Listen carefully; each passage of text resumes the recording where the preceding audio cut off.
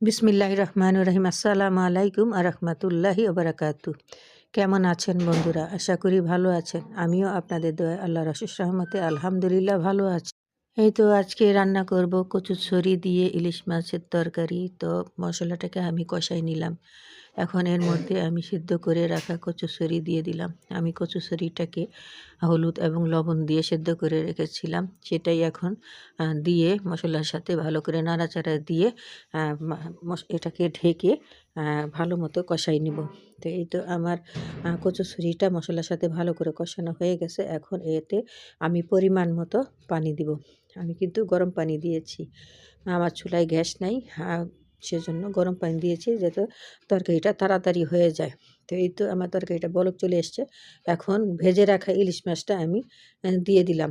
এখন ভালো করে একটু নাড়াচাড়া দিয়ে আবার কিছুক্ষণ ঢেকে রান্না করব। তো এই তো এইভাবে আমি কচুরছড়িটাকে রান্না করি। দেখেন আমার কচুরছড়িটার কালার মাশাআল্লাহ খুব সুন্দর হয়েছে। ভালো লাগলে অবশ্যই একটি লাইক কমেন্ট শেয়ার করবেন।